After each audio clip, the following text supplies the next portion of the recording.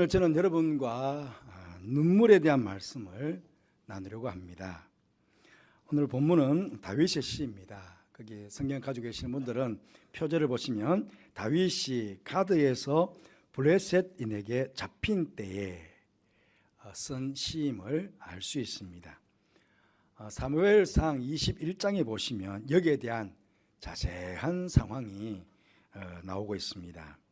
사울 왕의 미움을 받아 도망을 다니던 다윗이 얼마나 급했던지 그만 이스라엘에게는 원수와 같은 나라인 블레셋 땅으로 도망을 하게 되었습니다. 블레셋 장수 골리앗을 죽인 사람이 다윗 아닙니까? 그러니 블레셋 왕들의 신하들이 금방 다윗을 알아보게 됩니다. 다윗은 그야말로 완전히 독 안에 든 쥐 신세가 된 것입니다. 그 순간 다윗은 살아남기 위해서 기가 막힌 연극을 합니다. 블레셋 왕과 신하들이 지켜보는 가운데 수염에 침을 흘리기도 하면서 미친 척을 한 것입니다. 이 연극이 먹혀들어서 다윗은 블레셋 사람들에게 잡혀 죽을 뻔한 위기에서 벗어나게 되었습니다. 오늘 시편 56편은 바로 이러한 위기 한가운데에서 다윗이 쓴 시인데, 자신을 해치려는 원수들로부터 자신을 지켜달라고 하나님께 간구하는 기도의 내용입니다. 읽지 않았지만은 1절에서 3절 말씀 보시면, 하나님이여 내게 은혜를 베푸소서. 사람이 나를 삼키려고 종일 치며 압제하나이다. 내 원수가 종일 나를 삼키려고 하며 나를 교만하게 치는 자들이 많사오니 내가 두려워하는 날에는 내가 주를 의지하리이다. 그렇게 기도하고 있습니다. 사방을 둘러보아도 다윗을 삼키려고 온종일 다윗을 치며 다윗을 압제하는 원수들밖에 없었습니다. 그러니 다윗은 얼마나 두려웠겠습니까? 하지만 그때 이 다윗은 내가 두려워하는 날에는 내가 주를 의지하리다 라고 그 하나님께 지금 기도하고 있는 것입니다. 여러분, 우리가 사는 세상은 매일 매 순간 염려와 두려움으로 가득 차 있습니다. 사람마다 가정마다 문제없는 사람이 문제없는 가정이 없습니다. 늘 근심거리가 있고 아픔이 있고 상처가 있고 슬픔이 있습니다. 아마 올 한 해 동안에도 전혀 예상치 못했던 문제들이 다가와서 우리로 하여금 힘들게 할 수도 있습니다. 건강 때문에, 돈 때문에, 인간관계 때문에, 사업 불경기 때문에 등등등의 이유로 우리는 힘이 들 수도 있습니다. 이러한 때에 우리는 무엇을 어떻게 해야 할까요? 저는 우리 모두가 오늘 다윗을 본으로 삼았으면 좋겠다 하는 생각이 듭니다. 특히 다윗은 하나님께서 어떤 분이신지를 잘 알고 하나님께 기도를 하였다 하는 것입니다.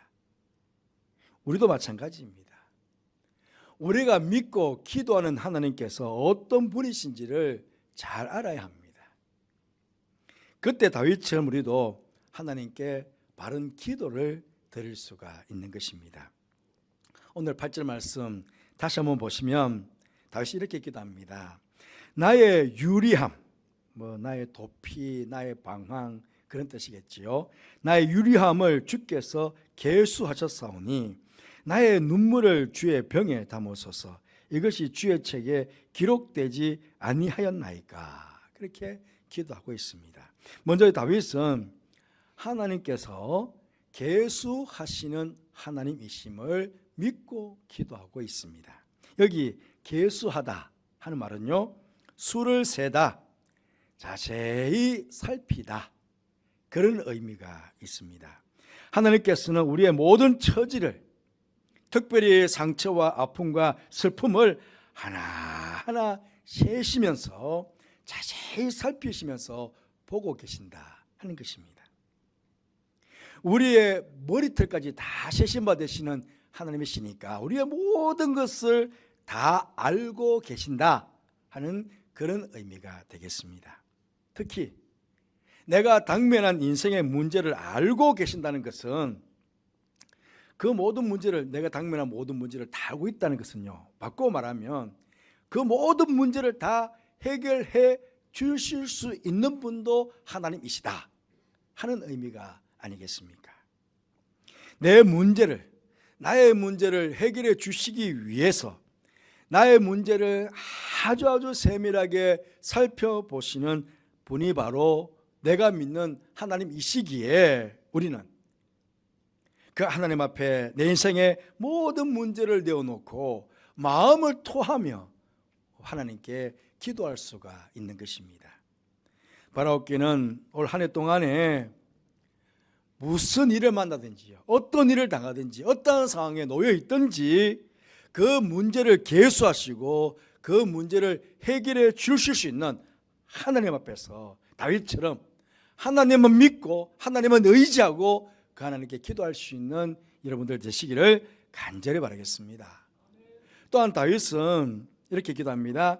나의 눈물을 주의 병에 담으소서, 이것이 주의 책에 기록되지 아니하였나이까. 그렇게 기도합니다. 이 말씀을 새 번역 성경에서는 이렇게 번역합니다. 내가 흘린 눈물을 주님의 가죽 부대에 담아 두십시오 라고 기도합니다. 이렇게 번역되어 있습니다. 병이든지 가죽 부대이든지 간에 둘 다 무엇입니까? 물을 담는 도구입니다. 어떻게 보면 다윗은 지금 주님의 책에 기록을 하듯이 자신이 기도하며 흘린 눈물을 하나도 빠짐없이 하나님께서 다 기억해 주시기를 간청하며 기도하고 있는 것입니다. 왜? 기억해서 무엇하게 해요? 기억하셔서 그 눈물에 합당한 응답을 해 주시기를 그렇게 기도하고 있는 것입니다. 여러분, 하나님께서는 우리가 기도하며 흘린 눈물이 어떤 눈물이든지 그 눈물이 하나도 땅에 떨어지지 않게 하십니다. 다 병에 담듯이 하나님 앞에 있는 생명책에다가 다 기록해 주실 것입니다. 눈물은 하나이지만 그 눈물에 담겨있는 의미는 다 다르잖아요. 그 눈물에 들어있는 기도 제목들은 다 다르잖아요. 그러니까 우리는 그냥 여러분들 눈물을 아이고 좀 우는갑다라고 하지만 하나님께서는 왜 우는지 무슨 눈물인지 다 아시지 않겠습니까? 그러니까 다 기록하시는 거죠. 왜? 그 눈물의 기도에 가장 합당한 응답을 주시기 위해서입니다.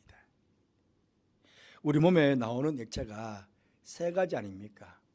땀, 피, 눈물입니다. 이 세 가지는 우리의 생명만큼 소중한 액체입니다만은 이 셋 중에서 우리의 마음과 직결이 된 것은 눈물 하나입니다. 우리 마음에 감동이 없이도 땀이 나고 피가 나올 수 있습니다. 하지만 눈물은 마음에 감동이 없이는 흐르지 않습니다. 그러므로 하나님께서 우리에게 주신 가장 아름다운 선물이 바로 이 눈물인 것입니다. 여러분, 때로는요, 하나님께서 우리에게 눈물을 원하실 때가 있습니다.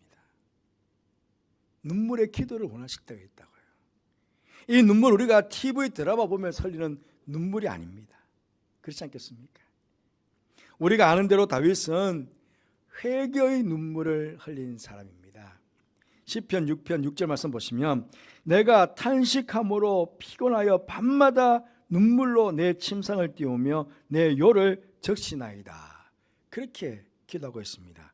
아니, 회개를 하면서 얼마나 많은 눈물을 흘렸던지 자신이 흘린 눈물에 대해서 이렇게 비유하지 않습니까? 요를 적시는 것은 물론이고 눈물 바다로 인해서 침상이 떠내려갈 정도로 기도했답니다.